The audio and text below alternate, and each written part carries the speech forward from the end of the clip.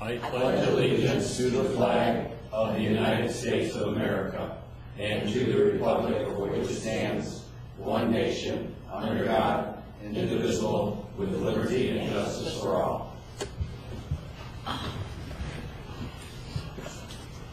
In accordance with Section 2-13 of the Charter of the City of Manistee, the City Council shall meet at 7:30 p.m. on the Tuesday night following the completion of the official canvass, at which time the members shall be sworn and assume the duties of their office. At the regular election of Tuesday, November 5th, 2013, 3 council members were elected to seats on the Manistee City Council. The members include 2nd District, Edward Cody, 2 years. 4th District, Robert Chiplis, 2 years. 6th District, Mark Whitlock, 2 years.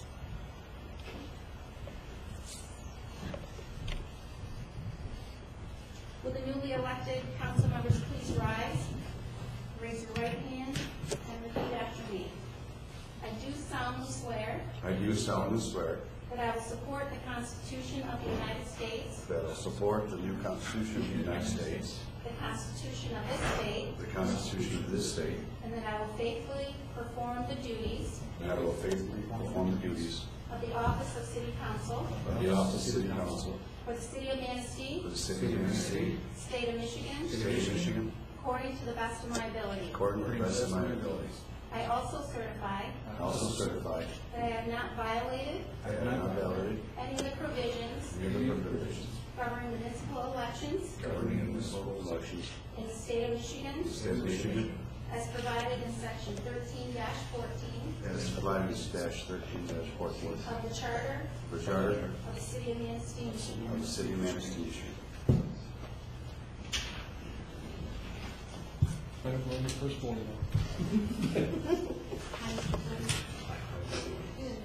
I'll tell you about that.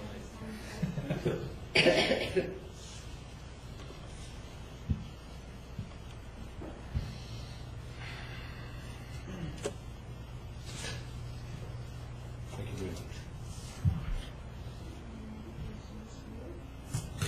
Congratulations. All right, Mr. Goodspeed. Yes, ma'am.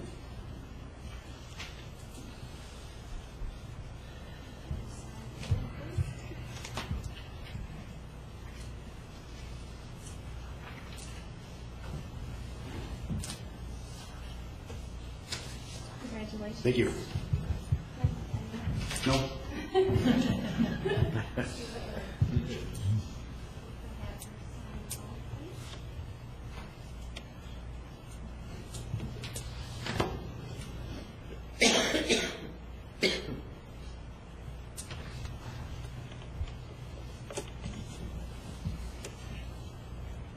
Congratulations. Thank you.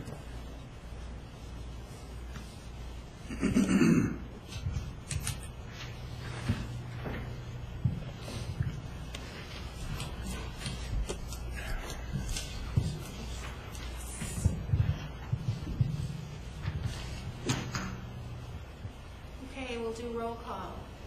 Councilmember Kenny. Here. Councilmember Cody. Here. Councilmember Hornco. Here. Councilmember Goodspeed. Here.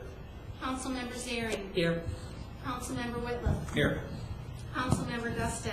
Here. City Manager. Here. City Attorney. Here. Election of the Mayor for the City of Manistee. At the organizational meeting of the City Council held on this date, the Council elects from its membership a Mayor and a Mayor Pro Tem. The Mayor and Pro Tem are elected for a one-year term. Under Section 2-4 of the Charter, the Council shall elect a Mayor by a majority vote of its members. This provision of the Charter requires 4 affirmative votes to elect the Mayor, a majority of the Council, regardless attendance at the organizational meeting.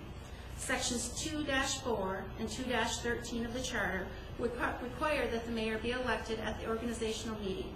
The voting procedure should continue until a candidate receives 4 affirmative votes. I will now open the floor for nominations to elect the Mayor for the City of Manistee. I'd like to nominate Adeline Kenny for mayor. Support. All right.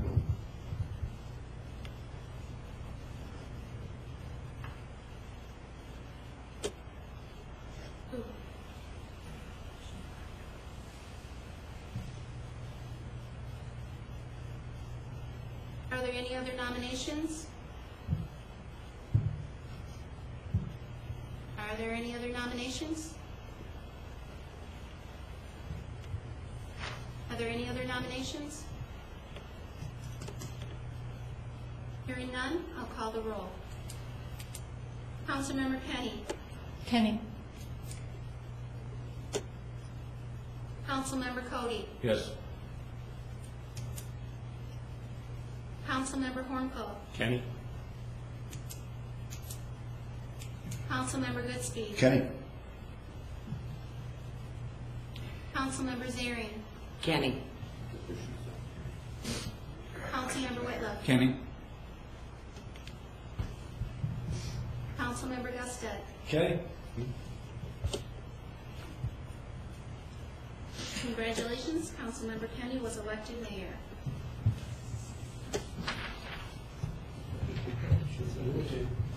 You okay? Or I can just do it from here tonight. I can.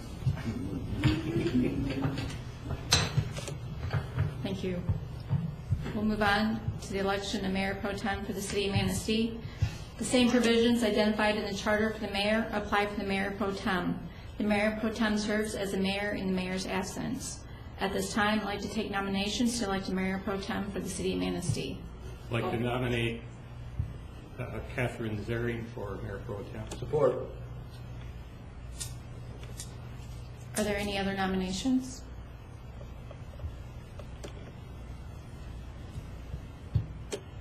Any other nominations? Hearing none, can you please take the roll? Councilmember Gusted. Zary? Councilmember Whitlock. Karen.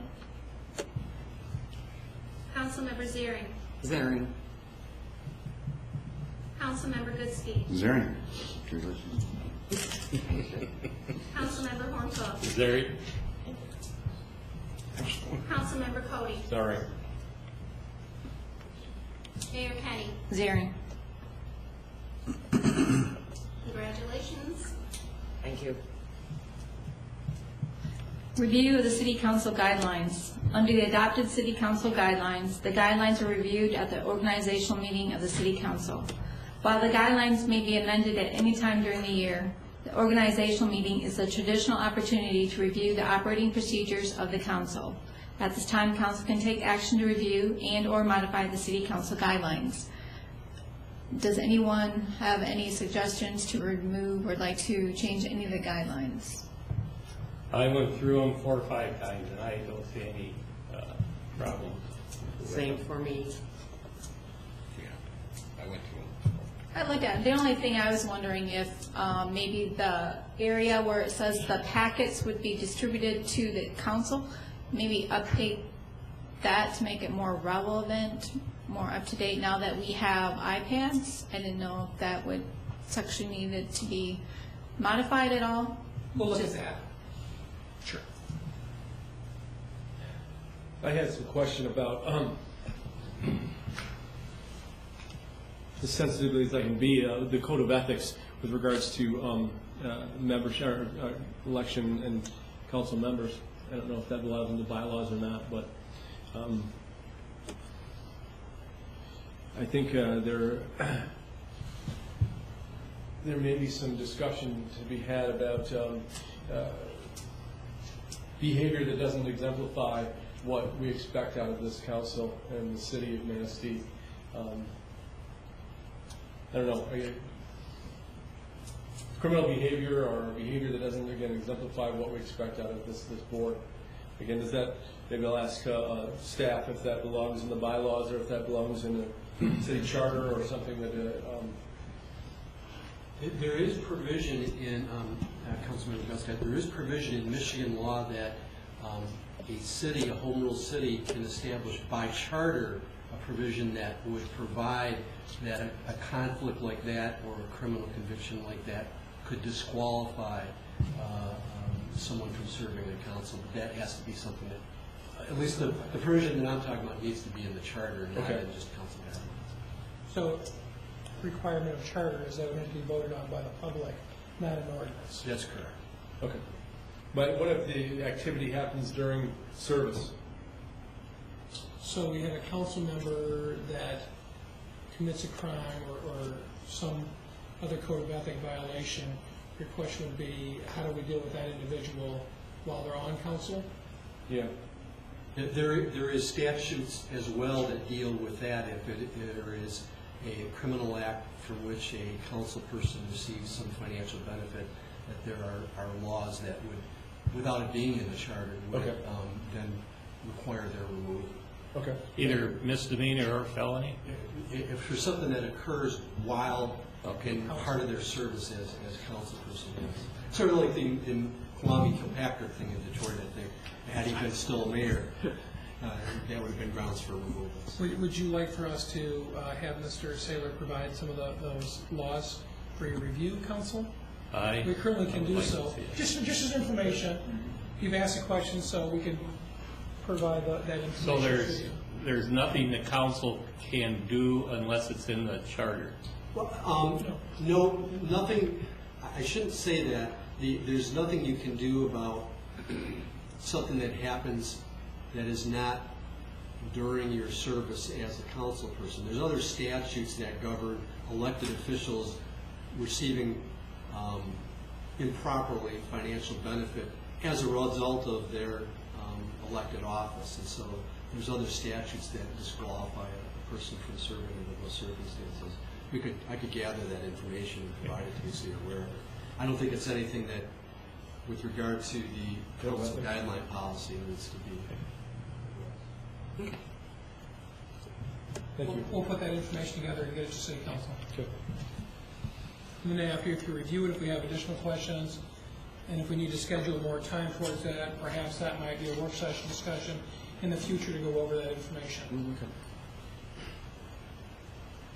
Were there any other areas of the guidelines that council would like to address?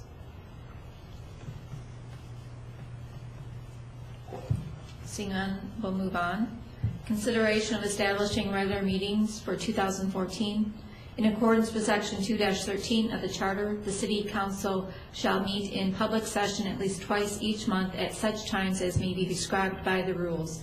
The City Council guidelines reviewed during the previous agenda item indicate that regular meetings shall be held on the first and third Tuesdays of each month beginning at 7 p.m., with work sessions conducted on the second Tuesday of each month beginning at 7 p.m.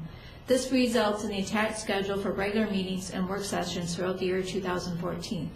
With exceptions made for election dates, Michigan Municipal League conferences, and holidays, at this time, council can take action to adopt the attached schedule for regular meetings and work sessions for the year 2014. Is there any concerns or questions on the schedule?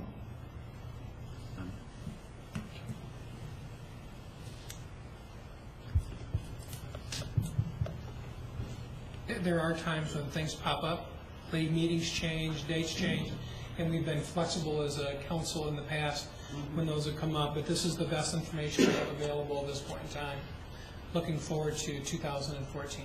Our November date doesn't conflict with an election date.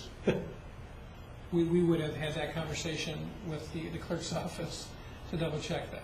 Okay. I guess I need a motion to accept these, Yes, please. to accept the regular meeting schedule as presented. I'll make that motion. I'll second it. I have a motion by Councilmember Hornbull, support by Councilmember Cody, to accept the attached schedule for regular meetings and work sessions for the year 2014. Any other discussion?